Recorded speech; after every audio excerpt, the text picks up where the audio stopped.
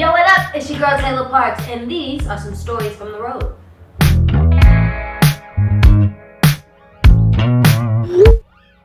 Left hand up, right hand on the Bible.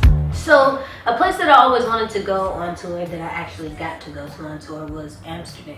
And my first time doing it was when I was on tour with Anderson Paak, and we played AFAS, and it's actually still one of my favorite shows. Like, the audience was lit. Nobody unless that somebody is you.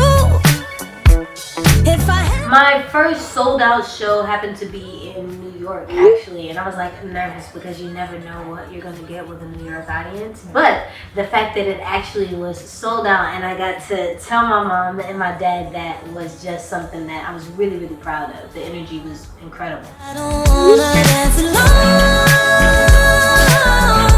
So I'm not gonna go into too many details, but Amsterdam and Paris have been my wildest experiences with my tailor-made touring crew. We just honestly, we just had some late nights and early mornings, and that's all that I'm gonna say about that.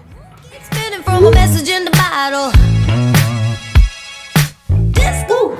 Some of my fans actually were able to witness this moment on tour. I was in Toronto, and for some reason, my driver didn't realize that one of my stagehands, Jeffrey, was still getting off of the tour bus, off of the back. So he was still loading out, and he started to drive away, and all I see is Jeffrey like, wait! You know what I mean? Just trying to hold on. It was a little like Spider-Man, you know what I mean? But literally, I'm just like seeing my props fall out and roll into the street while we're trying to get them onto a stage. So that was the craziest moment, but it ended up being just hilarious, you know what I mean, at the end of the day.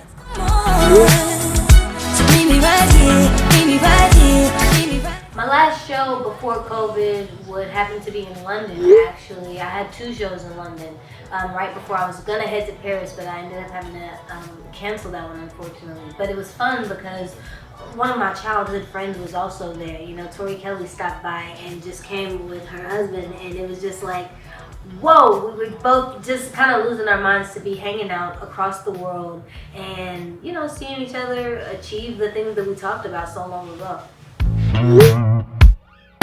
Left hand up, right hand on the Bible. There's a few differences between an opening act and a headliner. So the biggest part that I loved about being an opening act is being able to learn.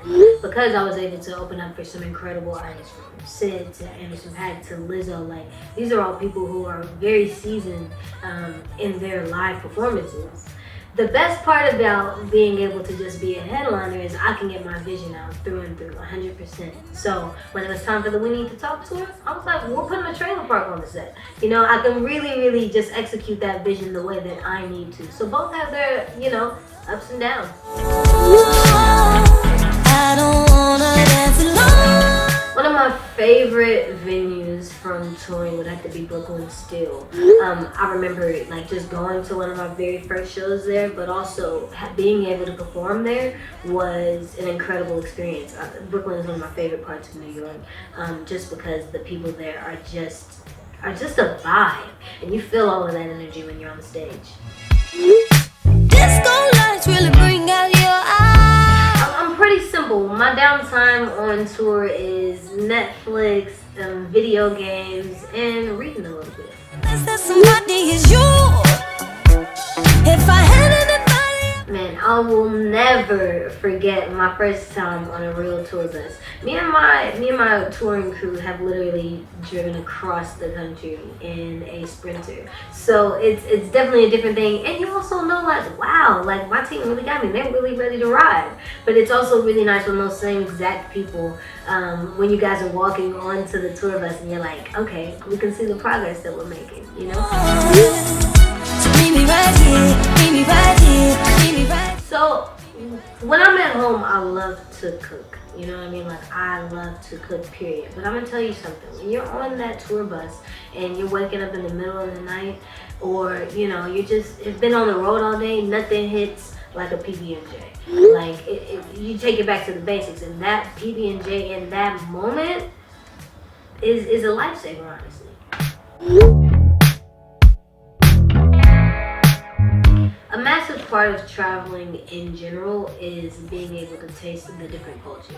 So when I'm in Nashville, I gotta have hot chicken. When I'm in Louisiana, I gotta go to Cafe Du Monde. When I'm in, Texas, I gotta have some barbecue. Whether I'm stopping at one of my family's house or just going to a spot there, I think it's super important to just experience life in the culture when you're touring. You don't want to be like, I've been here 5 times and I still don't know the city at all. So that's a massive part of me, just my discovery mode when I'm on the road.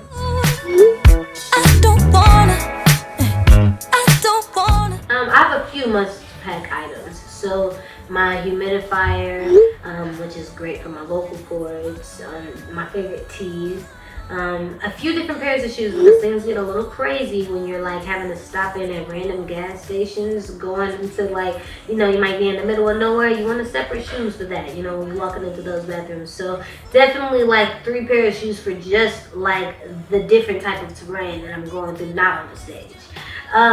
What else? Pretty much that's it. Everything else, I like to pack light so I can shop along the way. We always on tempo.